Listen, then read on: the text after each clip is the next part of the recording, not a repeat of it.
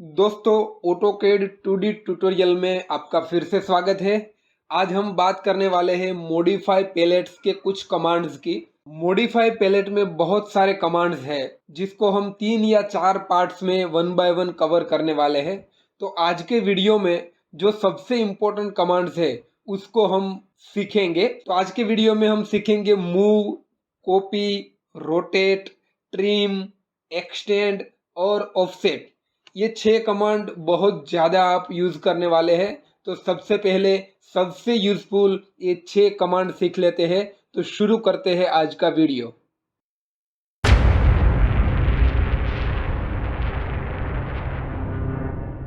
तो दोस्तों, यहाँ ड्रॉ पैलेट के राइट साइड पे हमें मॉडिफाई पैलेट मिलता है। इस मॉडिफाई पैलेट में बहुत सारे ऑप्शंस दिए गए हैं। ये एरो पर क्लिक करके और ऑप्शंस अवेलेबल कर सकते हैं। मॉडिफाई टूल्स यहाँ पर मेनू बार से भी हमें मिल सकते हैं। यहाँ से भी हम मॉडिफाई टूल्स सिलेक्ट कर सकते हैं। और जैसे कि हम जानते हैं कि हर एक कमांड को हम कीबोर्ड से एंटर करके उसका शॉर्टकट यूज करके भी यूज कर सकते हैं, तो वैसे भी हम सीखेंगे। तो जब भी किसी शेप को, किसी ड्राइंग को हमें एडिट करना है, उसका शेप चेंज करना है, तो मॉडिफाई कमांड हमें बहुत यूजफुल होने वाले हैं। तो सबसे पहला कमांड है मूव। तो आप मॉडिफाई पैनल में जाएंगे तो यहाँ पर मूव कमांड है। हमें इस स्क्वायर को सर्कल के अंदर मूव करना है, तो हम सिलेक्ट करेंगे यहाँ से मूव कमांड। तो यहाँ पर क्लिक करेंगे तो मूव कमांड एक्टिव होता है।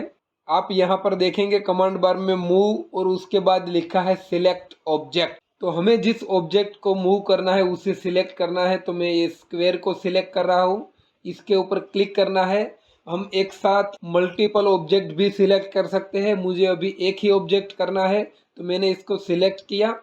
जितने भी ऑब्जेक्ट सिलेक्ट करने हैं उसको सिलेक्ट करने के बाद एंटर प्रेस करना है। तो यहाँ मैंने एंटर प्रेस किया। तो अब मुझे बेस्ड पॉइंट सिलेक्ट करना है। इस स्क्वायर को मूव करने के लिए मुझे उसको जहाँ से पिक करना है, जहाँ से उठाना है, वो पॉइंट मुझे सिलेक्ट करना है। तो आपको इसको मूव करके कहाँ, किस रेफरेंस पे लेके जाना है, उसके हिसाब से आपको बेस पॉइंट सिलेक्ट करना है। मुझे इस स्क्वायर का सेंटर इस सर्कल के सेंटर पे रखना है, तो मैं इसका centre point as a base point select कर रहा हूँ। तो मैं यहाँ पे इसके सेंटर पे क्लिक करता हूँ। तो आप देखिए ये कर्सर के साथ मूव हो रहा है। अब मुझे इसको रखना है यहाँ पे सर्कल के सेंटर पे। तो यहाँ पे मैं क्लिक करूंगा तो ये जो स्क्वायर बॉक्स था वो मूव होके सर्कल के अंदर चला गया है। मूव करने के लिए आप पहले कमांड सिलेक्ट कर सकते हैं या फिर पहले ऑब्जेक्ट भी सिलेक्ट कर सकते हैं और बाद में आप कमांड रन कर सकते हैं। जैसे कि अब मुझे ये स्क्वायर और सर्कल दोनों को इस रेक्टेंगल के अंदर राइट साइड पे शिफ्ट करना है। मैं पहले दोनों को सिलेक्ट कर लेता हूँ।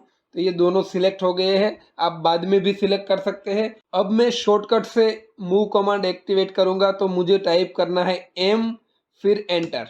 अब मुझे बेस पॉइंट सिलेक्ट करना है और इसको मुझे इसके राइट साइड पे शिफ्ट करना है। तो मैं क्या करूंगा, इसका जो राइट साइड का क्वाड्रेंट है उसको मैं सिलेक्ट कर लेता हूँ। तो यहाँ से मैंने सिलेक्ट किया। तो अब मैं इसको इसके राइट मिड पॉइंट पे लाके क्लिक करूंगा।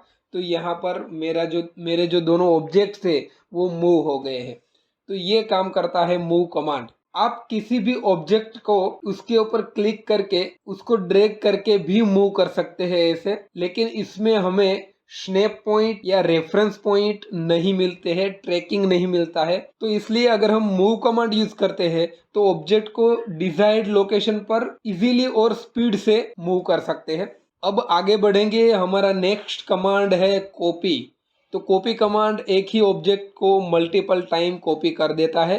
आप देखिए यहाँ पे टूल बार में कॉपी कमांड है, इसके ऊपर मैं क्लिक करता हूँ तो कॉपी कमांड रन हो गया। यहाँ पे मुझे ऑब्जेक्ट सिलेक्ट करने के लिए बोल रहा है। तो मैं इस सर्कल को इस पेंटागन के 5 एपेक्स पे रखना चाहता हूँ। तो मैं यहाँ पर सर्कल सिलेक्ट कर लेता हूँ। अगर सर्कल के साथ और भी ऑब्जेक्ट है तो एक साथ हम मल्टीपल ऑब्जेक्ट सिलेक्ट कर सकते हैं।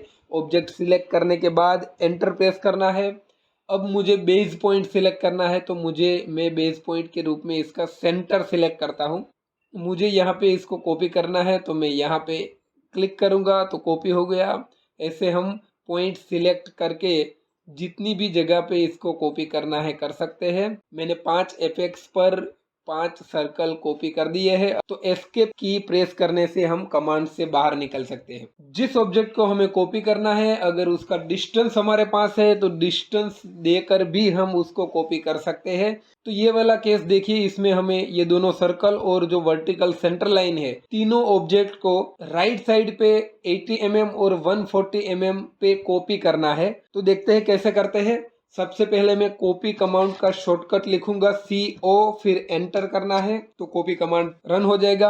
अब आपको ऑब्जेक्ट सिलेक्ट करने हैं। सिलेक्ट करने के लिए आप एक एक करके ऑब्जेक्ट भी सिलेक्ट कर सकते हैं। मैं यहाँ पर ग्रीन विंडो का यूज करूंगा, तो मैंने यहाँ पे बाहर क्लिक किया।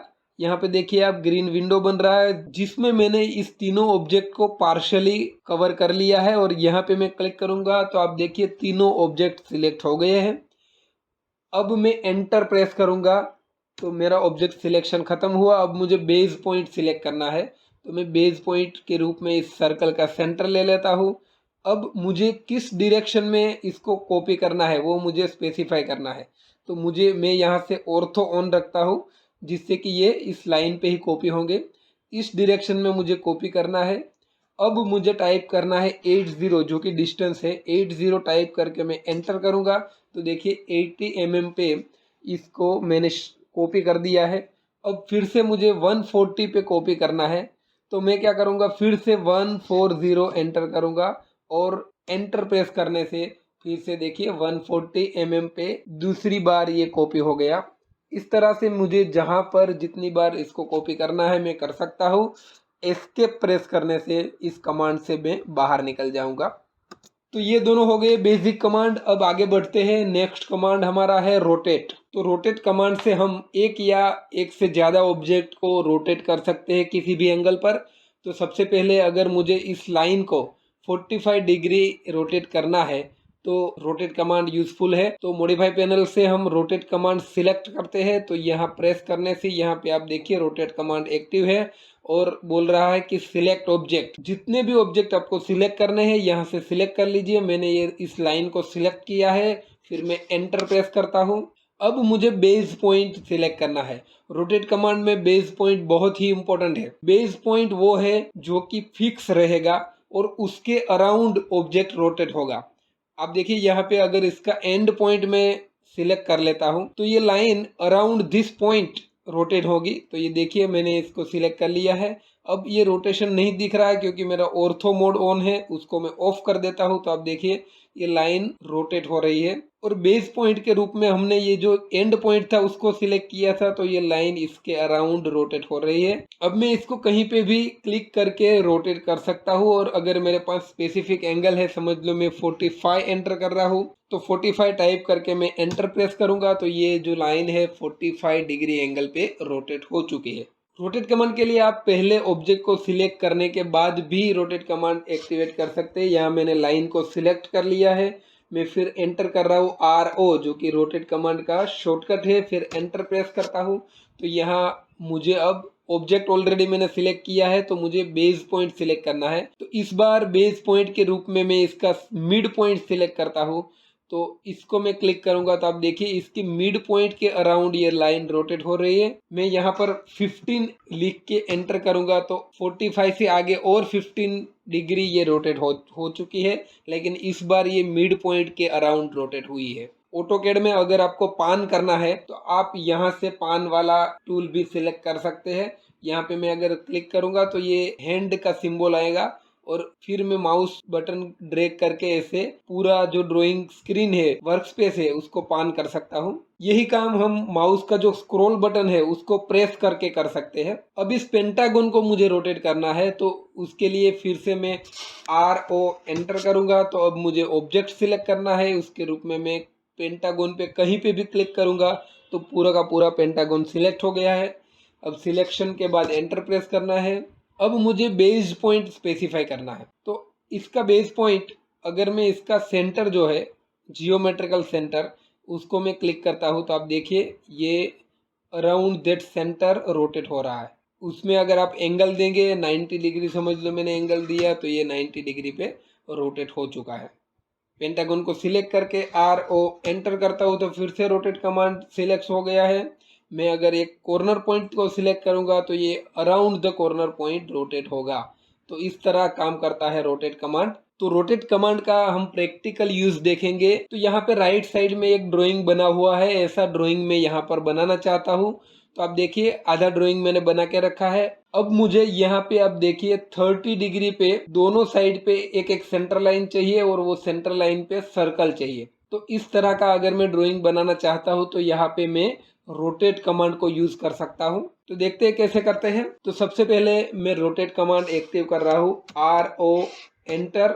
तो यहाँ पर मुझे ऑब्जेक्ट सिलेक्ट करने हैं। ऑब्जेक्ट के लिए मैं एक एक करके एक, फिर ये सेंटर लाइन, फिर ये सर्कल, इस तरह से सबको एक साथ सिलेक्ट कर लूंगा। एक एक करके भी सिलेक्ट कर सकता हूँ। मैं कमांड से बाहर आ गया, मैं विंडो बना के भी सिलेक्ट करूंगा। तो RO किया। अब मैं एक ब्लू विंडो बनाऊंगा। तो अब देखिए इसमें मैंने सर्कल और सेंटर लाइन सबको ब्लू विंडो में पूरा का पूरा कवर कर लिया है। और फिर मैंने यहाँ पे क्लिक किया तो 3 ऑब्जेक्ट, 2 सर्कल और सेंटर लाइन वही सिलेक्ट हुए, बाकी का कुछ भी सिलेक्ट नहीं हुआ क्योंकि मैंने यहाँ पे ब्लू विंडो बनाया था। अब मैं इसको रोटेट करना चाहता हूँ। मैंने ऑब्जेक्ट सिलेक्ट कर लिए तो मुझे एंटर प्रेस करना है। अब मुझे बेस पॉइंट सिलेक्ट करना है। तो मैं इस लाइन का मिड पॉइंट सिलेक्ट करूंगा क्योंकि इसके अराउंड मुझे रोटेट करना है। अब देखिए ये रोटेट हो रहा है पूरा सर्कल के साथ। अब मैं यहाँ पर एंगल दूंगा 30 डिग्री। आप जब भी एंगल देते हैं तो वो एंगल एंटी क्लॉकवाइज डायरेक्शन में कंसीडर होता है। और अभी मैं जो करने जा रहा हूँ वो एंटी क्लॉकवाइज डायरेक्शन है। तो मैं यहाँ पे एंटर प्रेस करूंगा तो ये रोटेट हो गया 30 डिग्री। लेकिन यहाँ देखिए एक प्रॉब्लम हो गई, जो ओरिजिनल सेंटर लाइन और सर्कल्स थे वो चले गए, वो रोटेट हो गए, मुझे वो रखने थे। तो उसके लिए क्या कर सकते हैं, मैं Ctrl Z प्रेस करता हूँ। इस बार मैं पहले से ही सबको सिलेक्ट करके रखता हूँ, आप बाद में भी सिलेक्ट कर सकते हैं। फिर यहाँ पे मैं RO लिख के एंटर प्रेस करूंगा, रोटेट कमांड हुआ। बेस पॉइंट सिलेक्ट करना है, यहाँ पे मैंने बेस पॉइंट किया। इस बार मैं यहाँ पे देखूंगा कमांड बार में, इसमें एक ऑप्शन है कॉपी। अगर आप इस कॉपी को सिलेक्ट करेंगे या फिर C प्रेस करके एंटर प्रेस करेंगे तो आप सिलेक्टेड ऑब्जेक्ट की कॉपी को रोटेट कर सकते हैं। तो मैं यहाँ पे कॉपी ले लेता हूँ, फिर 30 प्रेस करूंगा। तो आप देखिए ओरिजिनल लाइन और सर्कल भी है हमारे पास और एक नया कॉपी हमें मिल गया जो कि 30 डिग्री एंगल पर है। तो अब ये वाला सेंटर लाइन और सर्कल बनाने के लिए फिर से इसको मैं सिलेक्ट कर लेता हूँ, RO एंटर प्रेस करता हूँ। तो बेस पॉइंट सिलेक्ट करना है, बेस पॉइंट यहाँ पे मैं सिलेक्ट कर रहा हूँ। तो ये देखिए मूव हो रहा है, लेकिन ये मूव हो रहा है तो मुझे कॉपी करना है, मैं कॉपी सिलेक्ट करूंगा। तो अभी देखिए आप कॉपी बन रही है। अब क्योंकि मुझे क्लॉकवाइज डायरेक्शन में इसको रोटेट करना है 30 डिग्री, तो मैं एंटर करूंगा -30 एंटर करके फिर एंटर प्रेस करूंगा। तो इस बार आप देखिए क्लॉकवाइज डायरेक्शन में 30 डिग्री ये रोटेट हो गया है। तो ये बहुत काम का टूल है रोटेट, जो कि यहाँ पे आपने सीखा कि कैसे उसको यूज करना है। अब जो नेक्स्ट कमांड है वो है ट्रिम कमांड। और ये वाला कमांड ड्राइंग करने के टाइम पे आप बहुत ज़्यादा यूज करने वाले हैं। तो इस कमांड को हमें बहुत अच्छी तरह से सीखना है। ट्रिम कमांड से हम किसी भी शेप के किसी भी पार्ट को 2 लिमिट के बीच में से डिलीट कर सकते हैं। मतलब किसी शेप को हम पार्शियली डिलीट कर सकते हैं। ट्रिम कमांड अप्लाई करने के लिए यहाँ पे आप देखिए ट्रिम कमांड का ऑप्शन है। अगर आप ये ड्रॉप डाउन एरो पर क्लिक करेंगे तो आपको 2 ऑप्शन मिलेंगे। पहला ऑप्शन ट्रिम का है, दूसरा उसका अपोजिट है जो कि है एक्सटेंड कमांड। दोनों को हम 1 बाय 1 देखेंगे। सबसे पहले बात करते हैं ट्रिम कमांड की। तो मैं ट्रिम कमांड पे क्लिक करूंगा तो अब मैं ये नए वाले वर्जन में काम कर रहा हूँ। तो उसमें बाय डिफॉल्ट सभी लाइन कटिंग लाइन बन जाती है। तो आप देखिए मैं जहां पर क्लिक करूंगा उतना पीस डिलीट हो जा रहा है, ट्रिम हो रहा है। तो ट्रिम कमांड से जो ऐसे एक्स्ट्रा लाइंस बाहर निकली है उसको हम डिलीट कर सकते हैं। अगर आप पुराने वर्जन पे काम कर रहे हैं तो आपको यहाँ से ट्रिम कमांड सिलेक्ट करने के बाद यहाँ पे स्क्रीन पे राइट क्लिक करना पड़ेगा, तब जाके आप छोटे छोटे पीसीस को डिलीट कर पाएंगे। अब मैंने ट्रिम कमांड सिलेक्ट किया हुआ है और यहाँ पे आप देखिए बहुत सारे ऑप्शन है। पुराने वर्जन में अगर आप काम कर रहे होते तो यहाँ पे एक फैंस का ऑप्शन आता था। यहाँ पर ये नए वर्जन में वो बाय डिफॉल्ट है। देखते हैं उसका क्या काम है। पुराने वर्जन पे अगर आप है तो उसको आपको यहाँ से फेंस सिलेक्ट कर लेना था। यहाँ पे ऑलरेडी सिलेक्टेड है, मैं यहाँ पे क्लिक करूंगा। फिर आप देखिए एक लाइन बन रही है, डॉटेड लाइन। ये डॉटेड लाइन जिसको भी टच करेगी उतना पोर्शन कट जाएगा। ये देखिए यहाँ पर बाहर का जो भी पोर्शन था वो सब ट्रिम हो गया है। ट्रिम कमांड आप TR टाइप करके एंटर प्रेस करके भी अप्लाई कर सकते हैं। अगर आप पुराने वर्जन पे है तो आपको 2 बार एंटर करना पड़ेगा, तब जाके ये वाला ऑप्शन एक्टिव होगा। तो आप देखिए यहाँ पर मैं जो भी पोर्शन पे क्लिक कर रहा हूँ वो ट्रिम होते जा रहा है।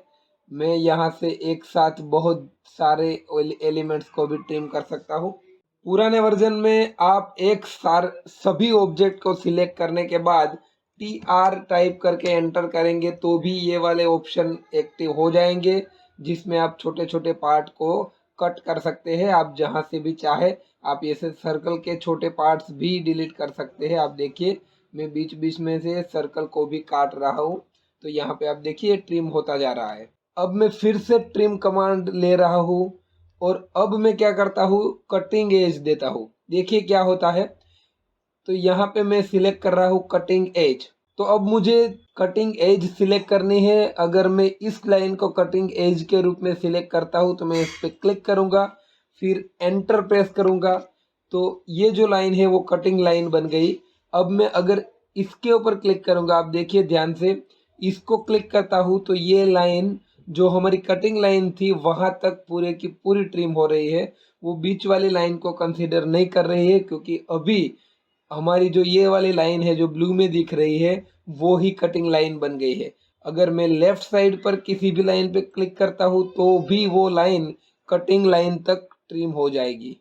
अगर आप पुराने वर्जन पे है तो आपको TR टाइप करके एंटर प्रेस करके सिंगल एंटर प्रेस करना है। इस बार अगर आपको कटिंग एज चाहिए तो पुराने वर्जन में सिंगल एंटर प्रेस करना था। नए वर्जन में हमने देखा है कि यहाँ पे कटिंग एज वाला ऑप्शन आ रहा था।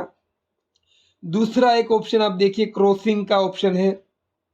तो अगर मैं वो वाला ऑप्शन सिलेक्ट करता हूँ तो अब मुझे विंडो बनानी है। तो मैं अगर यहाँ से ऐसे एक विंडो बनाऊंगा तो देखिए इस विंडो में जितने भी ऑब्जेक्ट आ रहे हैं सब डिलीट हो जाएंगे। तो ये विंडो जिसको भी क्रॉस करेगा उसको ये ट्रिम कर देगा। अगर ट्रिम के बाजू में जो एरो है उसको हम क्लिक करेंगे तो आपको ये दूसरा वाला ऑप्शन मिलेगा जिसका नाम है एक्सटेंड। तो मैं यहाँ पर जाके एक्सटेंड सिलेक्ट करता हूँ। और पुराने वर्जन में अगर आप काम कर रहे हैं तो आपको राइट क्लिक करना है स्क्रीन पे कहीं पे भी। नए वर्जन में उसकी ज़रूरत नहीं है। और देखिए एक्सटेंड क्या काम करता है। अगर मैं इस लाइन पे क्लिक करूंगा तो आप देखिए ये लाइन एक्सटेंड हो गई ये वाले सर्कल तक। तो एक्सटेंड कमांड लाइन को नेक्स्ट लिमिट तक एक्सटेंड कर देता है। अगर फिर से मैं इसको क्लिक करता हूं तो देखिए ये नेक्स्ट सर्कल तक एक्सटेंड हो चुकी है। इसी तरह अगर कोई भी लाइन को मैं क्लिक करता हूं तो वो एक्सटेंड होती जाएगी। एक्सटेंड कमांड में यहाँ पे आप देखिए एक ऑप्शन है बाउंड्री एज। देखते हैं ये बाउंड्री एज वाला ऑप्शन कैसे काम करता है। तो मैं यहाँ पर क्लिक करूंगा तो अब मुझे बाउंड्री एज सिलेक्ट करनी है। तो उसके लिए मैं समझ लो बाहर वाला सर्कल सिलेक्ट करता हूँ, फिर एंटर प्रेस करता हूँ। तो अब ये मेरी बाउंड्री लाइन बन गई। अब मैं जब भी कोई भी लाइन को एक्सटेंड करना चाहूँगा तो वो हमारी बाउंड्री लाइन तक एक्सटेंड हो जाएगी। बीच वाली कोई भी लाइन को वो कंसिडर नहीं करेगी। देखिए अगर मैं इस लाइन को सिलेक्ट करता हूँ तो ये भी बाहर वाले सर्कल तक एक्सटेंड हो रही है, ये भी हो रही है। अगर मैं यहाँ से कर रहा हूँ तो ये भी हो जाएगी। एक और चीज़ देख लीजिए कि अगर मैं एक्सटेंड कमांड में काम कर रहा हूँ और अगर मैं शिफ्ट प्रेस करता हूँ तो वो एक्सटेंड वाला कमांड ट्रिम कमांड बन जाता है। देखिए मैंने शिफ्ट प्रेस किया है, फिर इसको मैं क्लिक करूंगा तो ये लाइन पूरी की पूरी ट्रिम हो गई। ये पूरी ट्रिम हो गई क्योंकि मैंने यहाँ पे बाउंड्री सिलेक्ट की हुई है। तो जब आप ट्रिम कमांड में काम कर रहे हैं और शिफ्ट प्रेस करके रखेंगे तो वो एक्सटेंड का काम करेंगी। और अगर आप एक्सटेंड कमांड में काम कर रहे हैं और शिफ्ट प्रेस करके रखेंगे तो वो ट्रिम कमांड का काम करेगी। अब बात करते हैं हमारे नेक्स्ट कमांड की जो कि है ऑफसेट। ये कमांड भी बहुत ज़्यादा हम यूज़ करने वाले हैं। ऑफसेट कमांड हम जो भी ऑब्जेक्ट सिलेक्ट करेंगे उससे जितना भी डिस्टेंस हम डिसाइड करेंगे उतने डिस्टेंस पे, उतने ऑफसेट पे उसी कमांड को कॉपी करके देगा हमें। यहाँ पे आप देखिए हमारे पास एक लाइन है 100 की। मुझे इस लाइन से ऊपर 20 डिस्टेंस पर एक और लाइन बनानी है, तो उसके लिए मैं ऑफसेट कमांड का यूज कर सकता हूँ। आप मॉडिफाई पैनल में यहाँ से ऑफसेट कमांड सिलेक्ट कर सकते हैं। मैं इसको क्लिक कर रहा हूँ। तो जब भी आप ऑफसेट कमांड क्लिक करेंगे तो यहाँ पे लिखा हुआ आएगा कि आपको पहले ऑफसेट डिस्टेंस एंटर करना है। समझ लो मुझे 20 डिस्टेंस पे और एक लाइन चाहिए, तो मैं 20 एंटर करके प्रेस करूंगा एंटर। तो मेरा डिस्टेंस सेट हो गया। अब मुझे ऑब्जेक्ट सिलेक्ट करना है, तो मैं इस लाइन को सिलेक्ट करूंगा। तो देखिए अगर मैं ऊपर कर्सर लेके जाऊंगा तो ऊपर 20 पे एक लाइन बन रही है, नीचे कर्सर लेके जाऊंगा तो नीचे की तरफ एक पैरेलल लाइन मिल रही है जो कि 20 डिस्टेंस पे है। मैं ऊपर एक 20 डिस्टेंस पे लाइन बना रहा हूँ। अगर उसके ऊपर और एक लाइन चाहिए मुझे, तो मैं फिर से इसके ऊपर क्लिक करूंगा। ऊपर तरफ में कर्सर लेके जाऊंगा तो ऊपर देखिए 20 की और लाइन बन रही है। अगर मैं इसको सिलेक्ट करूंगा तो नीचे 20 की लाइन बनेगी। अगर मुझे यहाँ पर डिस्टेंस चेंज करना है तो मैं कर सकता हूँ। मैं 30 एंटर कर देता हूँ और एंटर प्रेस करता हूँ, तो देखिए 20 की जगह पे नीचे 30 पे मुझे लाइन मिल गई। तो ये काम होता है ऑफसेट का। अगर मुझे ऐसा कुछ टेबल बनाना है तो मैं ऑफसेट कमांड से बहुत अच्छी तरह से इजीली बना सकता हूँ। ये टेबल आपको अच्छी तरह से दिखे इसके लिए मैं ग्रिड लाइन ऑफ कर दे रहा हूँ। देखिए इसमें मुझे क्या करना है, 10 डिस्टेंस पे 3 लाइन चाहिए और उसके आगे 15 डिस्टेंस है, फिर 20 डिस्टेंस की लाइन से वर्टिकल 4 लाइन से जिसमें 30, 35 डिस्टेंस है। तो ये टोटल मिला के 100 का डिस्टेंस है। तो अगर ये वाला टेबल मुझे ड्रॉ करना है तो मैं सबसे पहले एक लाइन लूँगा। यहाँ पे मैं 100 की एक लाइन बनाता हूँ हॉरिजॉन्टल। ये लाइन बन गई, मैं एस्केप कर रहा हूँ। अब ऑफसेट कमांड के लिए मैं लाइन को पहले भी सिलेक्ट कर सकता हूँ, बाद में भी कर सकता हूँ। मैं अभी सिलेक्ट कर रहा हूँ और उसका जो शॉर्टकट है OFF, तो मैंने OFF टाइप किया, फिर मैं एंटर प्रेस करूँगा। अब मुझे ऑफसेट डिस्टेंस स्पेसिफाई करना है। तो अब देखिए यहाँ से मुझे 10 नीचे जाना है, तो मैं 10 एंटर करूँगा, फिर एंटर प्रेस करूँगा। तो अब देखिए नीचे 10 पे एक लाइन मिल गई है। मैं नीचे की तरफ क्लिक कर दूंगा तो ये लाइन फाइनल हो गई है। फिर से मुझे एक 10 पे नीचे लाइन चाहिए, तो मैं इसके ऊपर फिर से क्लिक करूँगा, नीचे क्लिक करूँगा तो और एक लाइन मिल गई। फिर से क्लिक करूँगा। आपको ये क्लिक करने के बाद नीचे की तरफ कहीं पे भी एक बार क्लिक करना है, तब जाके ये लाइन फाइनल होगी। तो ये 4 जो लाइन है वो लाइन मिल गई। अब मुझे 15 पे एक लाइन चाहिए। मैं फिर से यहाँ पर क्लिक करूँगा। ऑफसेट कमांड अभी भी ऑन है। मैं क्लिक करूँगा तो आप देखिए 10 पे लाइन मिल रही है, लेकिन मुझे 15 चाहिए, तो मैं 15 टाइप करके एंटर प्रेस करूँगा। तो यहाँ पर मुझे 15 की लाइन मिली।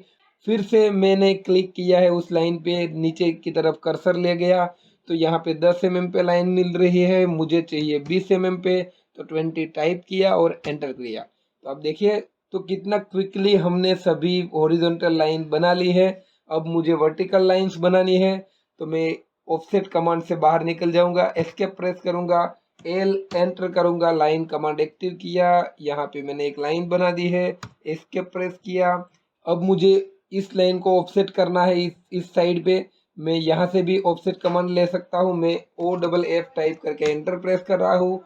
अब मुझे ऑफसेट डिस्टेंस एंटर करना है जो कि है 30। आप देखिए यहाँ पर मुझे 30 राइट साइड पे इस लाइन को ऑफसेट करना है, 30 एंटर किया। अब मुझे ऑफसेट लाइन सिलेक्ट करनी है जो जिसको हमें ऑफसेट करना है, तो इसको मैं प्रेस कर रहा हूँ। तो अभी ये लेफ्ट साइड पे दिखा रहा है, लेकिन मुझे राइट साइड पे चाहिए, तो मैं कर्सर राइट साइड पे लाऊंगा। यहाँ पर कहीं पे भी क्लिक करूंगा तो 30 पर एक लाइन मुझे मिल गई। फिर से मैं इस लाइन को क्लिक करूंगा, राइट साइड पे कर्सर ले जाऊंगा। यहाँ 35 पर मुझे एक लाइन चाहिए, तो 35 एंटर करूंगा और एंटर प्रेस करूंगा। तो फिर से मुझे एक लाइन मिली जो कि मुझे चाहिए। फिर से इसको सिलेक्ट कर रहा हूँ, 35 एंटर। तो यहाँ पर मुझे जो चाहिए थी उस तरह की 4 वर्टिकल लाइन मिल चुकी है। तो ये काम होता है ऑफसेट कमांड का। ऑफसेट कमांड के और कुछ एप्लीकेशन हम देखते हैं, तो यहाँ पे आ जाते हैं। यहाँ पे देखिए 3 शेप दिखाए गए हैं। यहाँ पर मैं इस सर्कल को सिलेक्ट कर रहा हूँ। सर्कल को सिलेक्ट करने के बाद ऑफसेट कमांड यहाँ से ले रहा हूँ। अब मुझे ऑफसेट डिस्टेंस स्पेसिफाई करना है। मैं 10 टाइप करके एंटर प्रेस कर रहा हूँ। तो देखिए मेरा कर्सर बाहर है, तो बाहर के साइड एक और सर्कल बन गया। फिर से इसको क्लिक करूँगा तो फिर एक सर्कल बनेगा। जितने सर्कल चाहिए 10-10 mm इसकी रेडियस बढ़ती जा रही है। मैं अंदर वाला सर्कल सिलेक्ट करूँगा तो यहाँ से अंदर एक सर्कल मिल जाएगा। यही कमांड मैंने सिलेक्ट किया हुआ है। मैं अगर इसके ऊपर अप्लाई करूँगा तो यहाँ पर भी वही काम होगा। अगर इसको अंदर चाहिए तो अंदर मैं ले सकता हूँ। 10-10 mm अंदर ऑफसेट हो रहा है। तो जिस तरह का शेप है आपका उस तरह से आप उसको ऑफसेट कर सकते हैं। यहाँ अगर इस शेप को मुझे ऑफसेट करना है तो मैं इसको सिलेक्ट करूँगा, OFF एंटर। अब मुझे डिस्टेंस स्पेसिफाई करना है, मैं 5 mm एंटर कर रहा हूँ। तो आप देखिए अंदर 5 mm पे वही शेप थोड़ा छोटा होके ऑफसेट हो गया। तो ऑफसेट कमांड जो भी हमारी बाउंड्री लाइन है उसके अंदर 5 mm हमें 5 mm रख के 5 mm का ऑफसेट रख के नया शेप बना के देता है। इसको हम बाहर से सिलेक्ट करेंगे तो बाहर और भी ऐसे शेप मिलेंगे 5-5 mm डिस्टेंस पर। तो अभी तक हमने जितने भी टूल देखे उतने टूल बहुत ही यूज़फुल थे। उसके साथ आज का वीडियो हम ख़त्म करेंगे, लेकिन नेक्स्ट वीडियो में जो भी मॉडिफाई के अलग अलग टूल्स है जो हमने कवर नहीं किए हैं उसको भी कवर किया जाएगा। तो आप बने रहिए इस चैनल पे। Thank you for watching this video.